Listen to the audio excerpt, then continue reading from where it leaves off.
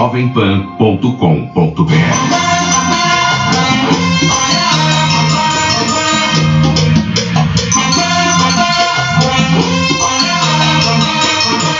Vou dar a hora certa aqui, Marta pede o repito, 8h59. Repita. Repito, 8h59. Já anunciamos, está aqui Marta Suplicy. Dispensa apresentação, mas recordando, né, 33 anos de PT, foi ministra do Turismo, ministra da Cultura, a primeira mulher vice-presidente do Senado da República, hoje no PMDB. A Marta é uma mulher culta, ela se formou, começou lá no Deso Azul, depois teve a sua formação como psicóloga, que ela é, etc. Também apresentadora de televisão, portanto uma colega nossa. Bom dia, Marta. Bom dia, Josival, bom dia, Silvia, Vila, Denise, e você que está nos escutando, que hoje deve ter muita gente escutando da estrada já também. Hoje, inclusive, você está no ar também pela TV. Agora nós temos uma câmera filmando você, né? Ela está toda bonita, né? Vindo aqui. Mas antes de te entregar lá a senha da Denise Campos de Toledo, do professor Marco Antônio Vila e a Silvia. Nervosa, que é o primeiro tipo debate que eu estou indo, né? Você jamais. Falar senha, e olha a carinha dele. Marta, você viu o desespero, você ouviu a ouvinte dizer do medo que ela tem em São Paulo, de qualquer coisa. Você tem alguma ideia, porque você é uma mulher de grandes ideias, alguma ideia para acabar com essa baderna em São Paulo? Olha, uma coisa que eu tenho pensado muito, porque primeiro tem as coisas mais óbvias, que a repressão a polícia tem que estar lá e muito bem preparada. Mas eu fiquei pensando, não é à toa que você falou da minha formação, né? Eu sou psicóloga e psicanalista e nós estamos em São Paulo vivendo um governo de exclusão. Ninguém participa de nada. Você é comunicado. Você sai da tua casa, você tem uma ciclotinta na frente. Você não foi consultado. Tem a velocidade lá da Marginal, que também você não foi consultado. Tem tudo. Você não é perguntado para nada. Eu penso, o mundo mudou muito da época, nesse século XXI. E ninguém sabe lidar com o que está acontecendo. O executivo é um desastre absoluto em relação ao que está acontecendo. Ontem foi até para chacota, deboche, ironia, que não é a forma que um executivo, um prefeito, um governador, um presidente deve lidar com manifestantes. Quando o Haddad falou que na verdade precisavam votar num mágico para resolver a situação de São Paulo, é isso que vai dizer? Mandou que... A Disney, né? Falou que a Disney seja gratuita também, já que é para entregar tudo, vão ter passe livre na Disney. Não pode lidar com essa situação debochando. Aí, né? Então eu percebo, o executivo não está preparado para lidar com isso. Os jovens estão experimentando. Eu sou minha contemporânea da Silvia, um pouco mais velha. Mas Silvia, a gente não ia marchar, era diferente, né? Mesmo na época da ditadura, né? Era diferente. Nós estamos vivendo um momento que países outros, eu já vi muita marcha em outros países de manifestação, mas todo mundo avisa antes, é tudo regulado, as pessoas levam seus cartazes, gritam palavra de ordem, a polícia acompanha para proteger e tudo funciona muito bem. Então, aqui, os nossos manifestantes, eles parecem meio perdidos, porque inclusive pelo que eles estão brigando, a tarifa de 3,80, depois vira para a tarifa para todo mundo, que eles sabem que é uma coisa que é impossível de dar. Passagem grátis para todos.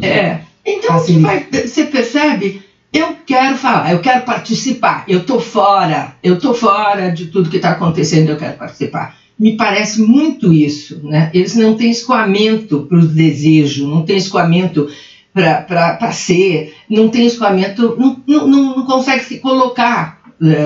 E o mundo hoje é de interatividade, de se colocar. Você não pode... Justamente sobre isso, deixa eu perguntar. Falta só falar mal da polícia também. Tá. Porque a polícia, eu falei mal do executivo, não é mal, né? Falei o que eu acho, critiquei. Falei que os jovens também estão perdidos na forma de fazer isso de forma mais organizada, não tem experiência. Sim. E a polícia, tão pouco. Porque a polícia, eu vi algumas situações, bem no começo, inclusive, eles estão lá para proteger a população que está lá sem ser avisada, os próprios manifestantes, Bom, o que ocorre? Eles estão, em vez de fazer uma polícia preventiva, você vê que eles muitas vezes agridem antes. Sim. Isso no começo era mais evidente, depois eles passam a ficar passivos. Eles não sabem também. Então, conclusão, nós estamos num momento absolutamente de aprender como lidar com esse século, como fazer, como agir. E isso nós vamos demorar um pouco para aprender, né?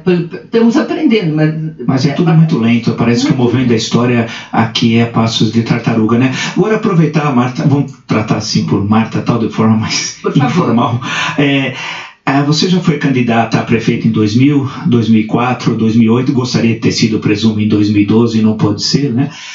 Agora é pré-candidata em 2016, isso indica que será candidata do PMDB e tal. Na sua gestão em 2000 a 2004 e tal, deixou marcas, especialmente duas delas, o bilhete único e a questão do Celso. Bem, por outro que foram coisas marcantes, que as pessoas falam isso até hoje. Por outro lado, você tem um alto grau de rejeição por parte da população paulistana, né?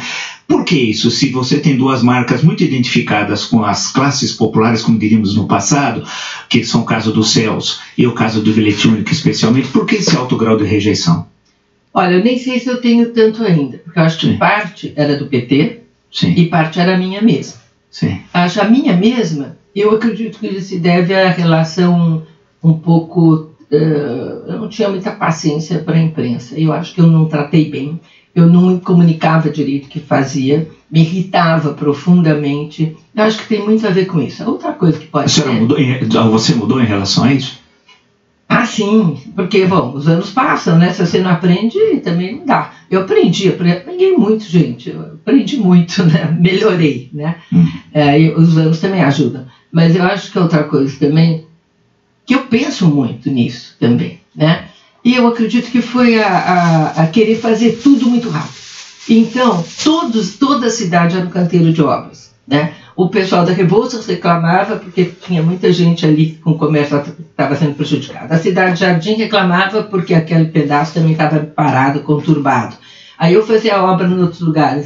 Eu desagradava muito canto da cidade, né? Para fazer tudo muito rápido. Isso eu aprendi. Agora, outra questão, só para complementar a pergunta do Vila, era a rejeição, quer dizer, que muitos diziam, tinha a ver com a quantidade de taxas que a senhora cobrava.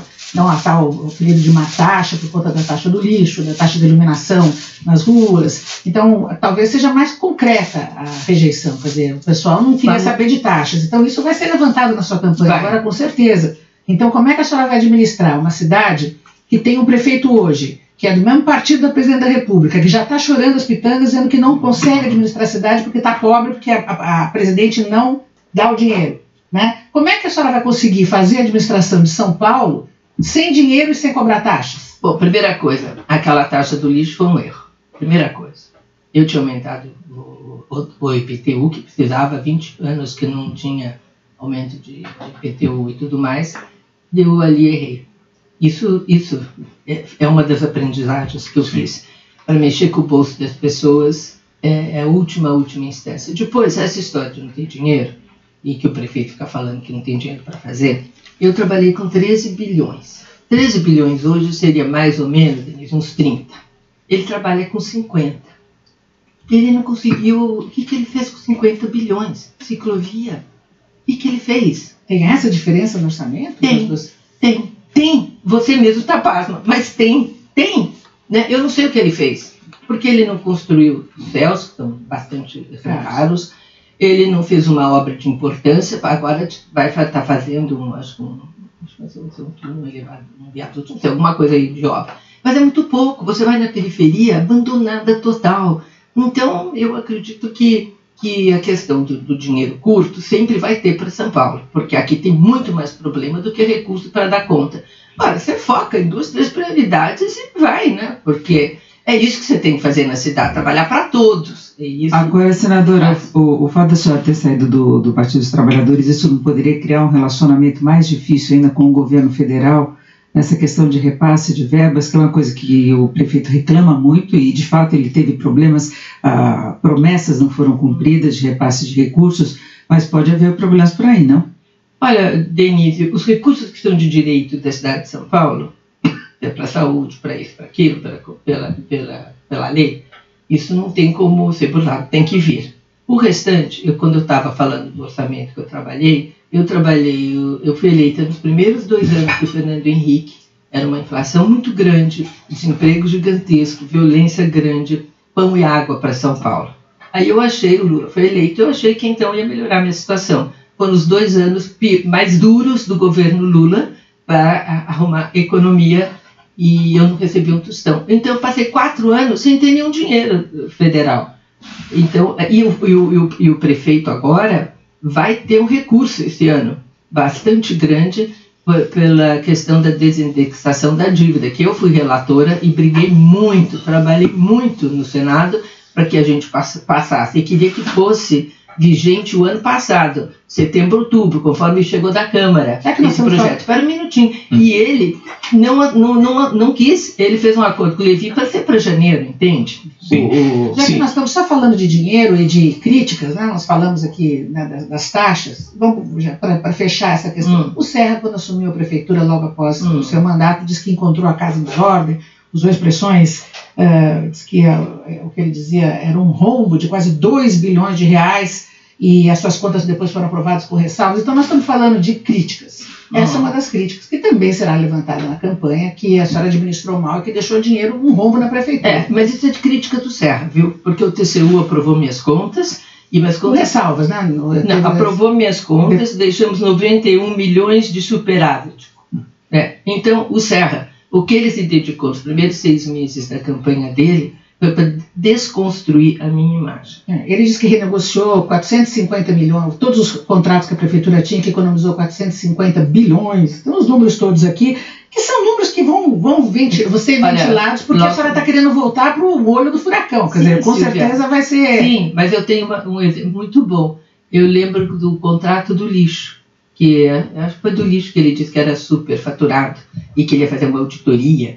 Foi do lixo mesmo, porque era superfaturado, ele ia fazer uma auditoria e tal. Sabe o que ele fez? Para ele não ficar com cara de lata quando acabou a auditoria, ele retirou do contrato a coleta seletiva, que até hoje nós estamos engatinhando, ele retirou a coleta dentro das favelas e tirou o investimento em tecnologia dos caminhões. E aí o contrato diminuiu. Então... é isso. Foi uma campanha sórdida e eu estava tão deprimida que nem conseguia falar. Aliás, o jornal também não estava interessado em falar comigo nesse momento. Mas foi muito bom você ter levantado, viu? Porque deu para eu falar e poder dizer exatamente. Eu deixei em ordem um superávit e fiz coisas nessa cidade que os últimos, na pesquisa da Datafolha, eu fui considerada a melhor prefeita. Mas deixa eu lembrar, fazer um recuerdo, lembrar uma questão histórica. Tinha muitos fornecedores da prefeitura que foram no final de dezembro de 2004, início de 2005. Ficaram na chuva. Isso. Mas aquilo me deixou louca, filha. Sabe por quê? Sim. Porque tinha dinheiro para pagar. Sim, mas o pessoal dizia, queremos receber. Claro, ele foi no jornal e disse que eu tinha deixado a cidade à falência, que não tinha dinheiro e que ele ia renegociar todos os fornecedores. O que aconteceu? Foi todo mundo para a porta da prefeitura. Eu lembro que chovia e as pessoas desesperadas que não iam receber. E eu em casa, porque tinha dinheiro. Olha, foi mestre. Sim. Deixa eu lhe perguntar uma coisa rápida. Hoje você já fez as pazes com o Serra? Já, a gente convive lá no Senado. Sempre que tem coisa para votar a favor de São Paulo, eu, Serra e Aloysio nos organizamos e mandamos bala. Isso é importante. Deixa eu perguntar questões bem pontuais e polêmicas que no fim a prefeitura, nesses últimos 3 anos de gestão do senhor Haddad e tal, a grande questão sempre passa por alguma delas. Já foi na sua fala de passagem citada a questão da ciclovia, ciclofaixa, que envolve, evidentemente, uma questão maior da mobilidade urbana. Qual é a sua posição em relação a isso? Ciclovia? Isso. Olha, toda grande metrópole tem ciclovia. Agora, as ciclovias que a gente conhece são planejadas. Demoram, às vezes, anos para ser instaladas, porque as pessoas participam. Hoje você tem aplicativos. É muito fácil você dizer aonde que as pessoas desejam ciclovia naquela região. É muito fácil depois você poder analisar o que as pessoas desejam, se é factível ou não. Foi feito nada disso. Então, ciclovia é bom, tem que ter critério, tem que ter planejamento, obviamente. E não pode ter essa situação como nós estamos vendo aqui na nossa imagem aqui do monitor. Tem uma árvore no meio do gente, essa daí é ruim, hein? Pois é. A propósito, Marta, vamos... Mas peraí, tem uma que eu vi também. Eu estava voltando da Zona Norte, ali pela Avenida Petrônio Portela, aí de repente, eu estava olhando, porque agora também estou muito olhando tudo da cidade, né? E aí desemboca na Edgar Facó, que não vai para canto algum. Né? Você pega aquela Avenida Pacaembu, também não vai para canto algum, toda a cidade, o comércio ali a trabalhar. Houve mau planejamento, na sua opinião. Total. E a senhora, no caso de uma ciclofaixa, retiraria ou assumir a prefeitura? Eu penso assim, Vila, tem que ser estudado a ciclovia, né? E o que for ciclotinta, a própria chuva leva. Ok. Ciclotinta. Vamos ver o que diz os ouvintes. O ouvinte quer fazer uma pergunta para você, Marta. Meu nome é Abias. Eu gostaria de saber da senhora Marta o que ela acha dessa redução de velocidade das placas de trânsito que o senhor prefeito Haddad fez. E se ela for eleita, se ela pretende voltar como era antes. Olha, eu acho como todas as coisas que ele fez nessa cidade são sem planejamento e sem participação da população. Esse é o maior problema nessa administração. Você não sabe, você é comunicado um dia que vai ser daquele jeito e você não tem um dizer. A cidade, ele faz o governo que é o símbolo da exclusão. É o símbolo da exclusão de tudo, né? Não só das pessoas, mas das leis. Aí você então justifica esse alto índice de rejeição que aumentou do Haddad. Por mais coisa, mas a gente pode se detalhar melhor, mas eu vou voltar para não sair da cidade. Mas reduz a velocidade? Olha, eu acho que... Das marginais, por exemplo. Eu sou contra o jeito que foi feito. Acho que São Paulo é uma cidade elétrica. São Paulo é uma cidade que não comporta 50 quilômetros numa marginal. Mas eu penso o seguinte, até vocês... Primeiro, eu não acredito no que ele está apresentando como redução de danos, de mortes e tal. Não acredito que tenha relação com a velocidade. Por que eu não acredito? Eu não vi, vocês são jornalistas, vocês tiveram acesso aos dados? Não tivemos e foi pau aqui, principalmente do professor que eu duvidava dos dados iniciais, morrendo 4 por dia, que daria uma guerra civil em São Paulo no trânsito. Muito bem colocado, exatamente isso, não acredito nos dados. Depois, tem certas coisas que você pode fazer antes de ser tão radical, né? Tipo o quê? Guinchos, né? Eu não sei quantos guinchos a prefeitura tem hoje. Tem que ter muitos guinchos, né, disponíveis, porque um carro quebrado na marginal, 5 minutos quebrado, 7 a 10 quilômetros em 5 minutos que o carro está lá parado. Isso acaba com a marginal. Também o que você tem?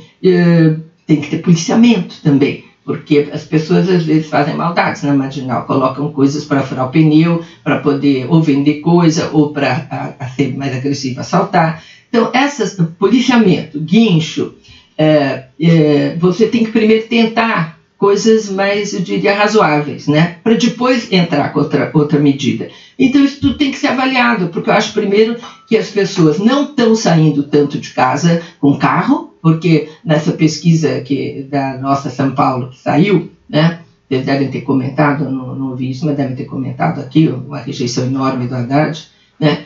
E um aumento de pessoas que usam agora transporte coletivo, né? Houve um aumento de pessoas, porque as pessoas estão desempregadas, as pessoas estão com medo de perder o emprego, estão economizando a gasolina, uma diminuição na cidade do uso de combustível, que também indica nessa direção.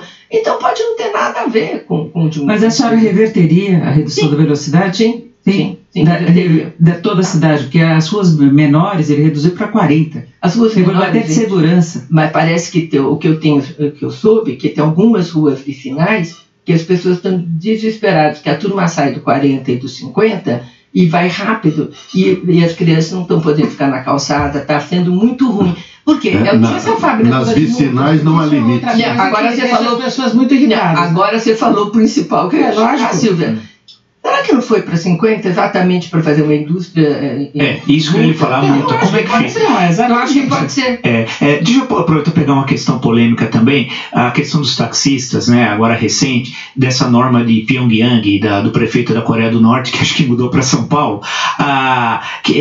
como é que é possível determinar o que a gente pode falar dentro do táxi? Quer dizer, não é um direito constitucional da liberdade. Ele já voltou atrás, Vila. Sim, não, mas espera, a norma já tinha saído, vou voltar atrás porque nós gritamos, é um escândalo, né? Como é que fica isso? Quer dizer, essa questão que é mais do que o taxista, na verdade é uma forma de gestão, né? Uma forma de se relacionar com o cidadão, né? Só vou fazer suspense. após nossos comerciais. A resposta de Marta Suplicy.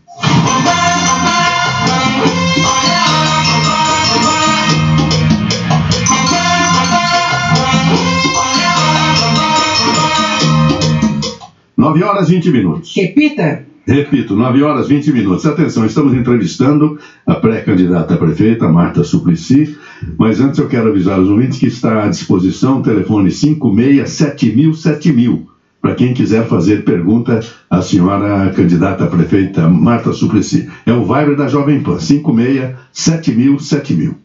Estava no ar a pergunta do professor Vila sobre as determinações que vem de si. Repita, Pyongyang, vem de Pyongyang, da Coreia do Norte, porque acho que deve ser lá que os táxis andam dessa forma tal, que existe uma determinação, uma portaria, salvo engano, um decreto, não sei, feito pela Secretaria Municipal de Transporte, com evidentemente a anuência do prefeito, em que regulamentava a forma de investimento, que devia falar dentro do táxi, em suma, e que causou polêmica muito nessa semana, que envolve a questão de mobilidade outra vez, que é um grande problema da cidade. A sua postura em relação a isso? Olha, de um autoritarismo que é incompreensível quem fazer isso. Inclusive porque é inaceitável.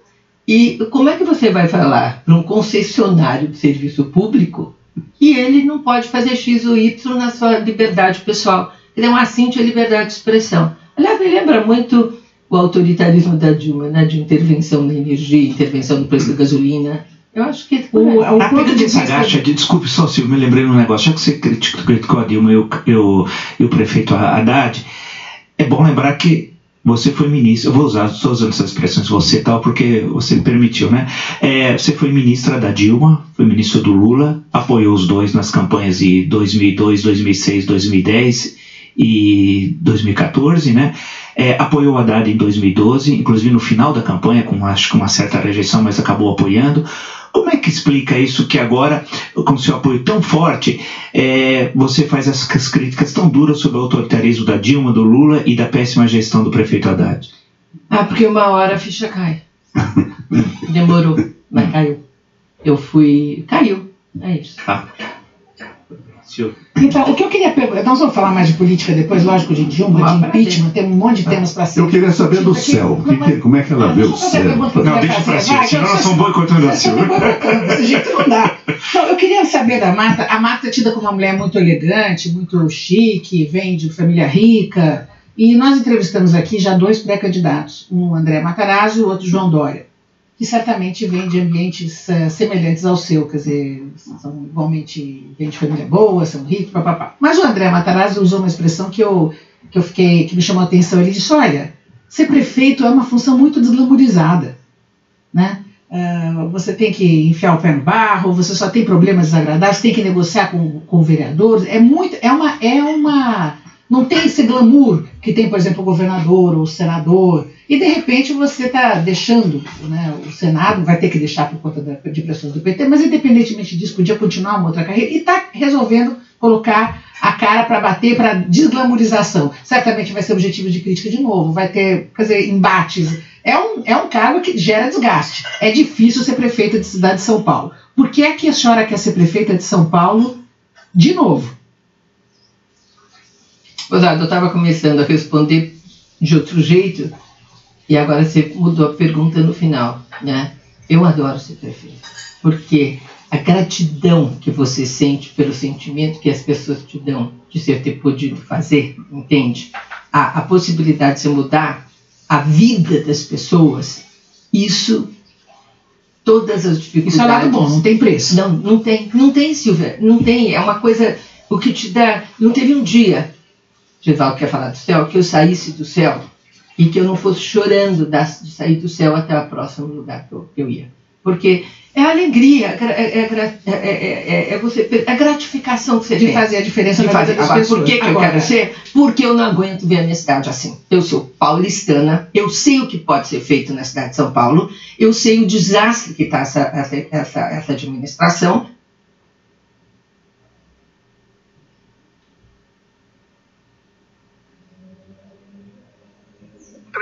Eu deixei no meio. Eu deixei no meio. Eu deixei no meio. É isso que eu queria ouvir da senhora. Quer dizer, quais são os guts? O que está te movendo para enfrentar? Vontade de fazer. Porque eu sei que a senhora é mal-humorada com a imprensa, que a senhora fica irritada. Não sou mais, com as pessoas. Que nem o Liga, paz e amor, virou Marta, paz e amor. Virei Martinha, paz e amor. Tanto não dá, mas a primeira vez que te cutucarem mais assim de jeito, é do seu jeito. Inclusive, eu não acho ruim isso. Eu acho que, sabe, as pessoas são feitas de humores e muitas vezes se irritam, coisa faz parte. Esses bonecos da política que só dão aquela risadinha falsa, também ninguém mais aguenta engolir. Eu não me incomodo com esse seu lado, mas ele é visto como arrogante, muitas vezes prepotente, né? E isso vai aparecer, porque muita gente vai dizer que a sua saída do PT teve interesses eleitoreiros, quer dizer, vai ter muita agressividade, eu sinto isso. Então a gente precisa entender o que te move de verdade, né, para enfrentar todas esse ambiente que vai vir. É muito simples, é vontade de fazer pela cidade de São Paulo. Incluir. Olha, o símbolo do Haddad é exclusão, o meu é inclusão. Inclusão da cidade inteira, governar para a cidade inteira, fazer essa cidade voltar ao que era. Quando eu entrei, fizeram uma pesquisa, as pessoas queriam ir embora de São Paulo. Eu lembrei com essa pesquisa Nossa São Paulo, né, agora que foi feita, que as pessoas, 60 e pouco % quer sair de São Paulo. Quando eu peguei a prefeitura depois do Maluf do Pita, era exatamente o mesmo sentimento. Em janeiro de 2004, quando eu estava, o ano que eu terminei, 70% da população tinha orgulho de ser paulistano. Eu quero retomar essa cidade. E que obras que a senhora pretende fazer para incluir os paulistanos de volta à cidade? Quer dizer, reincluí-los? A primeira coisa é o conceito da inclusão. Esse é o primeiro. Não se vai fazer coisa nessa cidade sem conversar com as pessoas que moram nessa cidade. Vamos conversar com gente, Marta. Você pode perguntar por que você tem que fazer da tua cabeça sem perguntar para as pessoas. Vamos conversar com pessoas. Mais um ouvinte quer fazer pergunta para você. Mas ele vai responder, hein, Gisval? Pode ficar ali um minuto, melhor ele entrar. Não, responde. Olha, eu tenho... Bom, eu quero falar mais então do que eu quero fazer. Eu quero fazer na saúde muita coisa. Mas vamos falar com o ouvinte, depois eu volto. Ouvintes e personagens também. Vamos ver o que vem lá. Tá bom. Sergei Cobra Arbex, sou advogado criminal. Eu gostaria de perguntar o que pensa a respeito da segurança da nossa cidade, que é algo que nos preocupa muito. Segurança pública, que não é atribuição da prefeitura, mas que muitos países têm essa responsabilidade por parte das prefeituras. Obviamente, teria que haver uma mudança na Constituição Federal. Eu queria saber o que pensa acerca da atribuição das prefeituras para cuidar da segurança pública e também sobre o papel da Polícia Municipal em toda a preservação da nossa segurança na nossa capital de São Paulo. Bom, é uma boa pergunta, porque apesar de não ser a responsabilidade principal da prefeitura, né, ela é do Estado, a responsabilidade, a prefeitura pode fazer muita coisa. A prefeitura tem uma guarda municipal, ela tem que estar muito bem aparelhada, ela tem que ser um número adequado e ela tem que fazer a sua parte. Ela policia os próprios públicos e ela está na porta das escolas, que é importantíssimo, isso para crack, combater droga, tudo mais, violência, etc. Mas eu acho que o que a gente pode fazer sem lei, e que dá para fazer rápido, é a integração da polícia com a guarda. Isso que está faltando. Eu lembro, por exemplo, linhas de ônibus que são assaltadas. Isso que eu ia falar, você está esquecendo que você enfrentou os peroeiros e botou o pessoal na linha. Está esquecendo disso?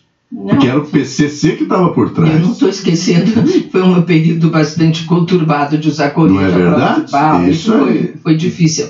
Mas essa cooperação, se você tem uma linha... Vou dar um concreto para as pessoas entenderem mesmo. Tem uma linha de ônibus que está sendo assaltada rotineiramente, e existe, a prefeitura tem que comunicar à polícia. Né? A polícia tem o Copom, onde de lá é um centro que eles veem o que está ocorrendo dentro do metrô, tem gente ali que imediatamente toma providência. Não tem isso com a prefeitura. A prefeitura tem que ter essa integração. Eu acho que a primeira coisa é a integração da nossa guarda da municipal com a polícia. E agora invadir até o Parque do Ibirapuera. Marta, você quer ver?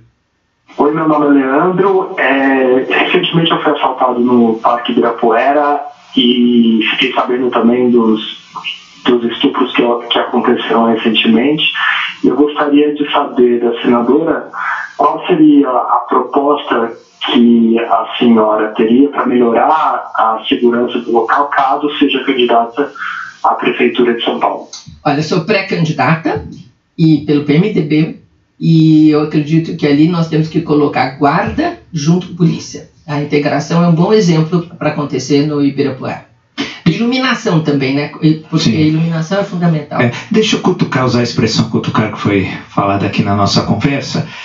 E São Paulo e o Estado, mas a cidade de São Paulo é uma espécie de muralha contra o PT e tal. Essa questão vai ser muito discutida na campanha. A senhora saiu do PT, como é sabido e tal. Não é oportunismo ter saído do PT só agora. Eu não me lembro de ver nenhuma declaração sua sobre o mensalão e da ação penal 470. Não ouvi nenhuma crítica sua ao Petrolão, que é o maior desvio de recursos públicos da história do mundo, segundo a Polícia Federal, 42 bilhões. Por que só agora? Porque estava fechada a possibilidade de ser candidata pelo PT com a reeleição do senhor Haddad, candidato à reeleição. Então tinha de sair porque tinha seu projeto pessoal. Isso não é oportunismo? Como é que você avalia todos esses escândalos, esses roubos que nós vimos todos os dias? A história é um pouco longa, né? Porque... Mais do que a ficha caiu, que foi a expressão que você utilizou no momento. Não, porque ela é longa. Eu vou tentar resumir, mas é mais ou menos assim. Eu tentei o Volta Lula, e você pode perguntar. Isso eu lembro, é verdade, Lula, bem lembrado. Eu tentei o Volta Lula porque eu já tinha clareza que ela seria um desastre, como aconteceu. A Dilma. E imaginava naquele momento que o Lula poderia ser um presidente que agregaria, que daria um encaminhamento à economia de outro tipo e que teria muito mais condição de levar ao Congresso. Eu tentei, né? E isso foi uma grande decepção para mim. Quando um mês e meio, até um mês e meio antes, mais ou menos, ele achava que ia ser o candidato. Quando ele me colocou que não ia ser. Então, nesse momento, foi antes da eleição, eu coloquei para ele, então, eu estou fora, eu vou buscar o meu caminho. Era um momento que eu não podia sair do PT, né? Um mês antes da eleição, que também não ia causar, não ia fazer isso. E saí no dia que ela ganhou a eleição, eu me demiti. Ela não aceitou no dia, depois me pediu para ficar mais uns dias, mas eu saí ali, né, do governo. E depois, logo em seguida, do PT. Você fala, por que eu não falei do mensalão, né? Eu não falei nada do mensalão porque eu fiquei pasma com o mensalão, como todos os petistas que não participaram disso. Não dava. Mas você defendia o Lula até o fim, né? E eu todo não grupo acreditava. Seu em volta de você defendia o Lula até o fim. Silvia, eu não acreditava que aquilo pudesse estar acontecendo. Quando caiu a ficha que estava acontecendo, foi uma coisa assim, bom, fizeram tudo errado. Ponto final, fizeram tudo errado, vão para a cadeia, vão ser julgados, vão para a cadeia, vai acontecer o que tem que acontecer, vamos ver quanto que disso é verdade. Ainda tinha uma coisa assim. Bom, aí foram condenados, foram para a cadeia naquele momento, acho que nem estavam condenados, foram para a cadeia, não, foram para a cadeia, já estavam. Depois já estavam condenados. Mas aí era um erro que tinha ocorrido, gravíssimo, mas isso não justificava eu sair, porque eu ainda acreditava muito, né? Depois, o que me fez sair mesmo foi quando eu comecei a ver a dimensão sistêmica, né? A ida do recurso público na veia de um partido para se manter no poder. Eu não tinha ideia disso.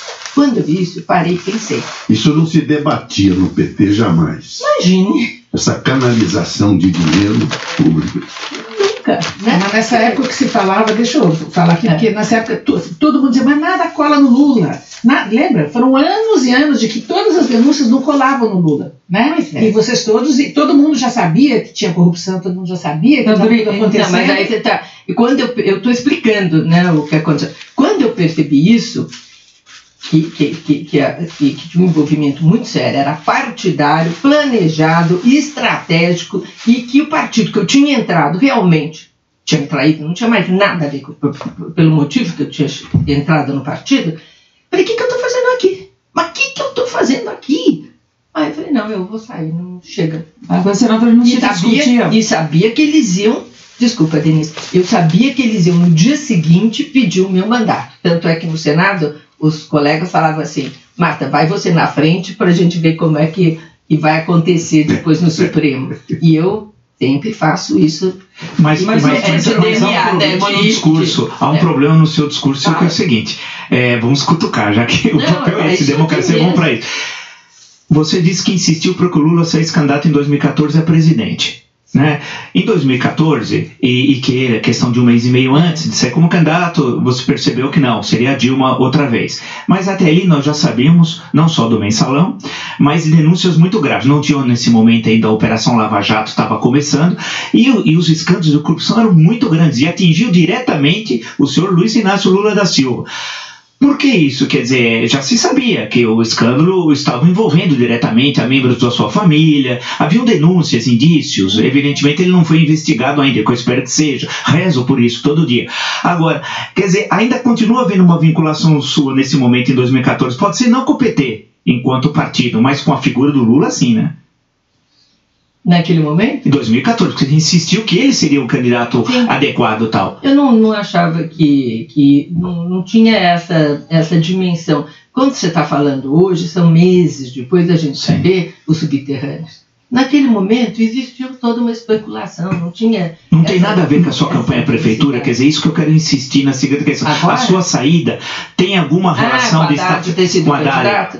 E dele apoiar o Haddad. Eu fiquei muito triste, mas eu engoli muita coisa, porque eu acreditava. Entende? Eu podia, naquele momento, como você está falando, sair para outro partido. E eu tive possibilidade. Mas, senadora, não havia discussões sobre verba de campanha, de onde era a origem dos dinheiros? Teve o problema desde Celso Daniel, tinha muita coisa obscura na formação das verbas mesmo para a campanha. Nunca foi discutido isso? Não. Comigo, não. Mas havia esse questionamento de onde vem o dinheiro, como é que é feita a contabilidade? Nada? Eu só fui candidata várias vezes pelo partido. Eu não posso falar de outras campanhas, né? Na minha, não. Se falava que nós vamos pedir dinheiro para tal, e tudo bem, era pedido dinheiro. Não tinha isso, vão pegar esse troca de favores. Imagina. Marta, vamos às questões pontuais da cidade. Eu acho o asfalto de São Paulo, as ruas de São Paulo praticamente destruídas. A primeira pergunta é, a prefeitura não tem máquinas para recapar asfalto? Como é que é a coisa lá dentro? Olha, tem uma fábrica de asfalto, né? A prefeitura tem? Tem. Eu não sei. Por que não usa, mesmo? Eu não sei, eu não estou lá, não sou prefeita, não sei como está funcionando isso, né? Mas eu acredito que isso deveria ser revisto. E é difícil de rever, mas porque não só o asfalto, a qualidade é muito ruim. Este é o problema, a qualidade é muito ruim.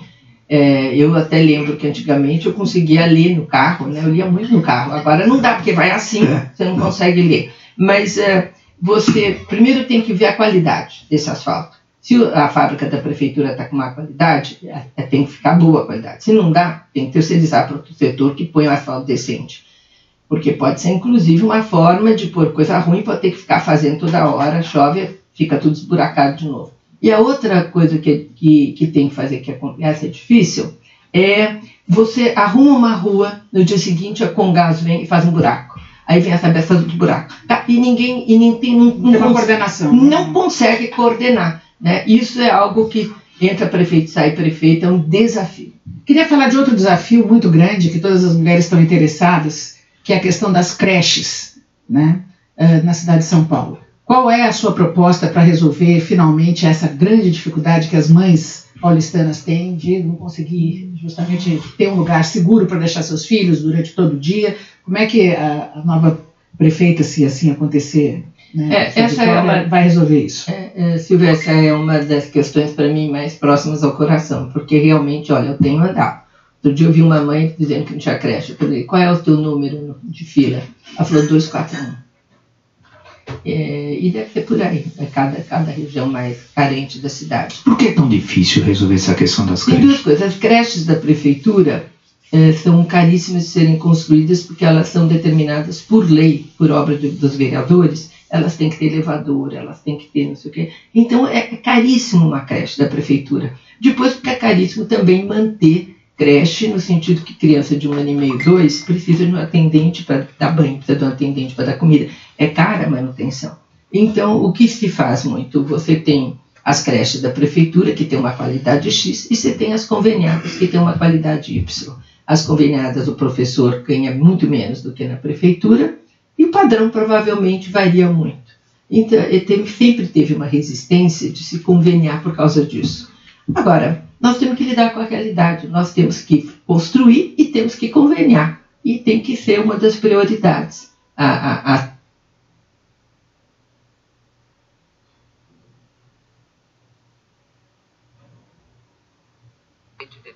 Da educação, do esporte e cultura, tudo, nós podemos fazer céus só com a creche e a cultura e esporte. Porque a creche hoje é a grande demanda. Não entendi. Não é vaga. Lugares para deixar as crianças e também onde tem esporte.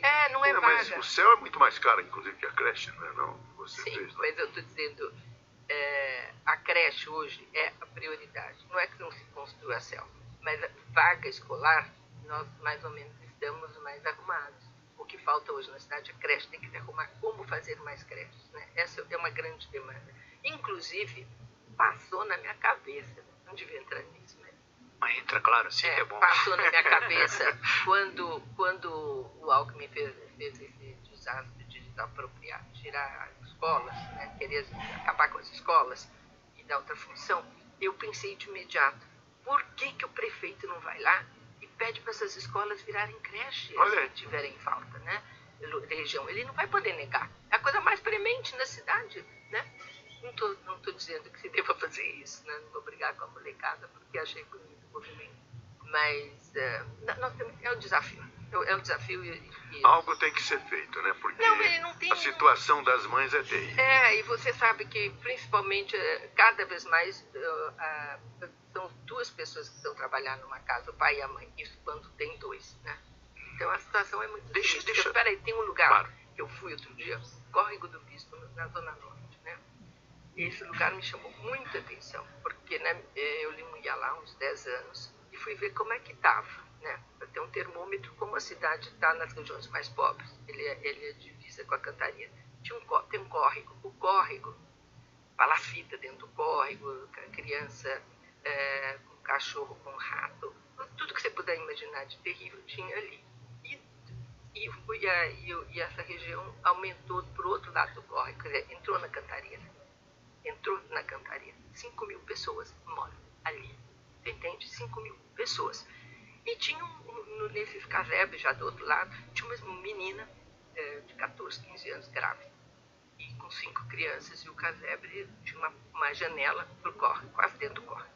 E eu olhei assim, meio indagando, e ela disse, não, eu cuido dessas 5 crianças.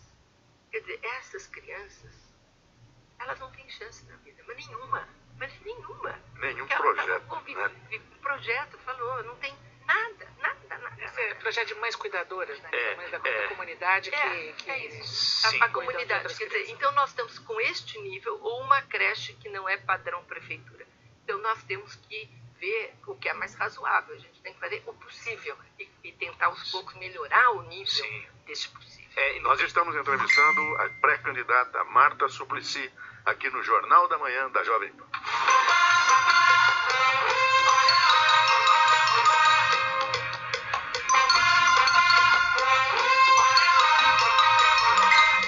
Horas 46 minutos em São Paulo. Repita. 9h46, antes de voltar a entregar Marta aos que a cutucam, como diz o professor Marco Antônio Villa, uma personalidade está presente aqui para fazer uma pergunta para a candidata. Oi, senadora Marta Suplicy, aqui é a deputada Mara Gabrilli. Eu queria te perguntar, porque há alguns meses nós viajamos juntas no mesmo avião, e eu contei para a senhora que havíamos mudado o estatuto das cidades e mudado a legislação de calçadas do Brasil inteiro, passando a responsabilidade das reformas para o poder público. A primeira de inclusão não tinha sido ainda votada no Senado. Aliás, já tinha sido votada no Senado, mas não havia tido a sessão de veto. Agora a lei entrou em vigor e eu quero saber se a senhora, como prefeita, vai cumprir a lei brasileira de inclusão e fazer as calçadas de São Paulo se tornarem calçadas acessíveis. Olha, Mara, isso é um grande desafio e eu quero primeiro parabenizar pelo seu trabalho, né? é realmente dedicada e competente à causa. Eu tenho sido testemunha disso. E essa é uma lei importante. É uma lei importante e é um desafio para todo prefeito, porque numa cidade do tamanho de São Paulo é difícil. São milhares de quilômetros de calçadas e são horrorosas, né, as calçadas. Né? Não, ontem mesmo eu andei a pé um pouco na Campinas, né? Caminhei um pouco, estava caminhando de um lugar para o outro e olha, tropecei várias vezes. É incrível, e fiquei revoltada. Então, eu imagina isso com uma pessoa que é cadeirante ou principalmente também me comovem muito os idosos. Idosos, né? claro. Porque os idosos têm medo de sair, eles não podem andar na calçada sem alguém dando o braço, porque vai quebrar algum osso e ver o que acontece. Não precisa ser idoso, eu não me considero idosa ainda, eu tenho medo de virar o pé a cada árvore que chega, porque as raízes crescem, as mas eu tive a mesma situação ontem. Eu fico andando olhando para o chão, é terrível isso. Parece isso. Não dá. Agora, a lei é boa, né? E o desafio é grande, tem que ser encarado.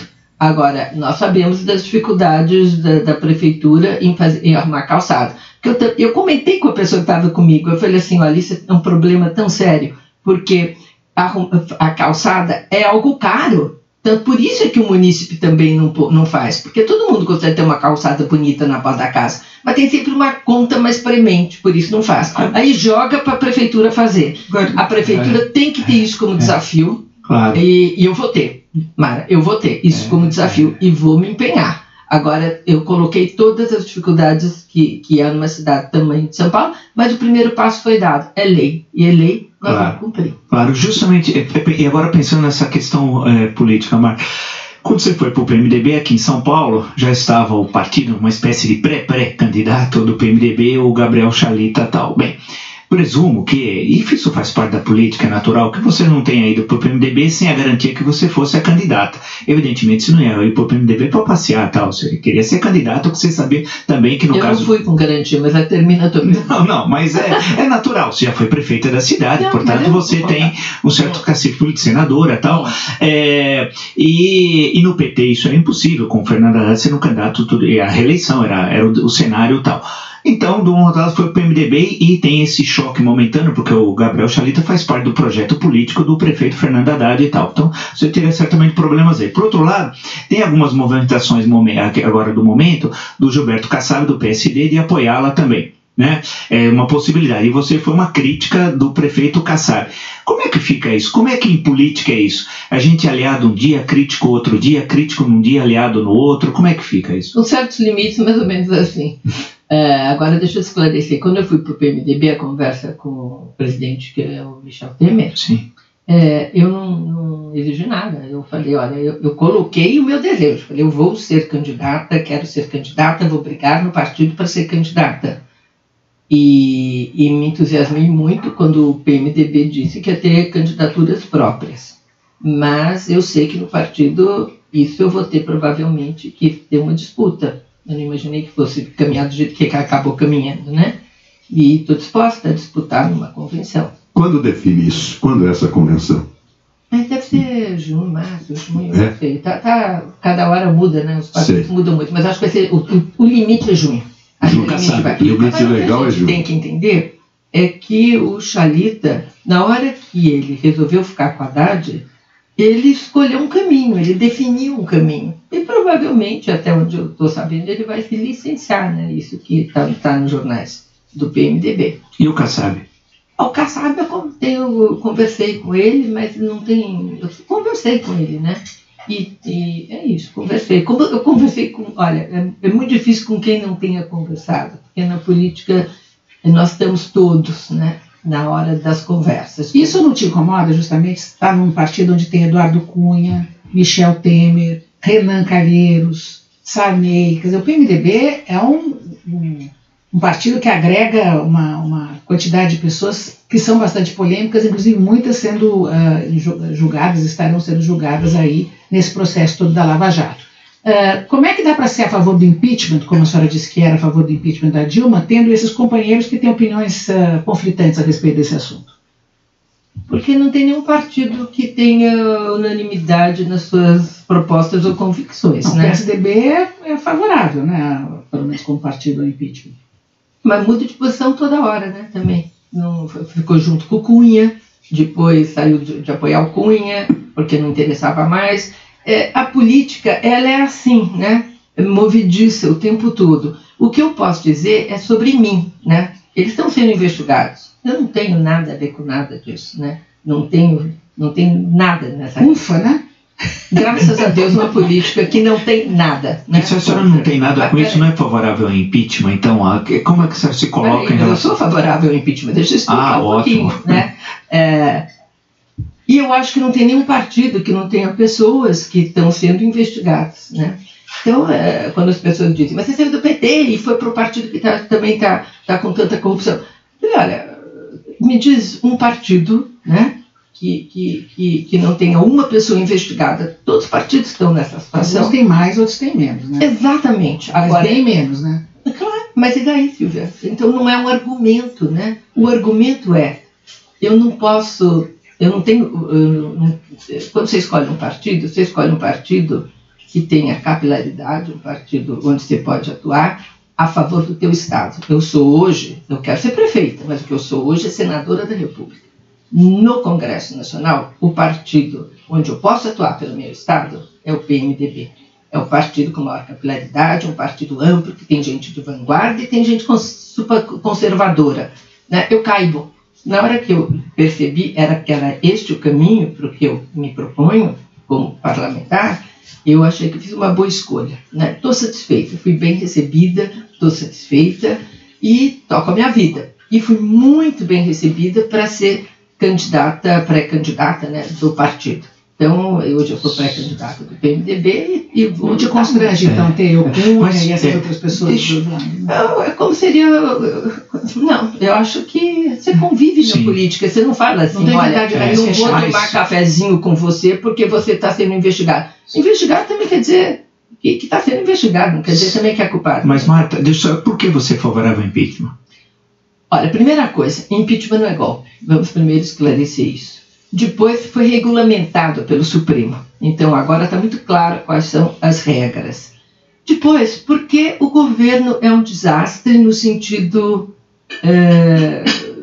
da economia esfarelando, tudo mais isso, mas tem motivos concretos, né? Fora o parecer do TCU, nós temos os decretos de mudança no orçamento que ela fez. Eu nem sei se ela chegou a fazer um decreto. Ela usou recurso do orçamento que ela não poderia usar sem passar pelo Congresso. Isso é crime de responsabilidade fiscal. Quer dizer, juridicamente, você já tem um impeachment aí. Agora, impeachment não é isso, né? Impeachment tem que ter ele faz parte da política.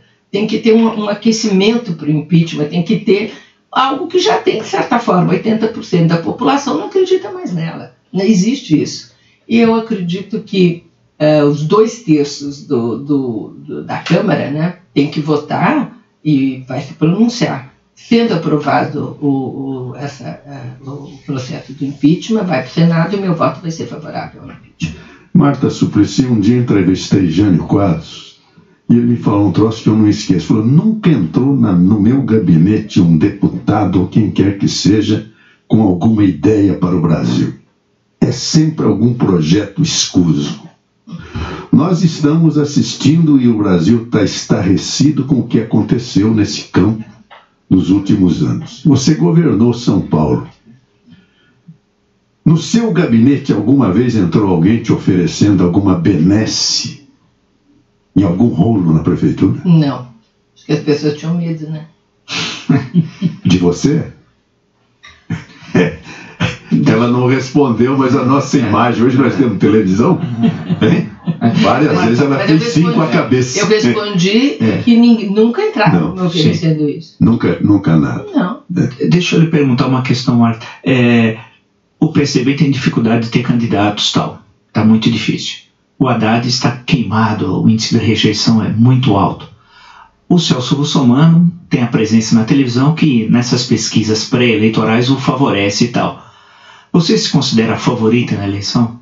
Não. Eu me considero muito bem colocada. Muito experiente, bem colocada. Mas eleição, eu sei como é eleição. Quem é seu maior opositor? Cada um tem um jeito de ser, né? O do PSDB eu não sei quem vai ser.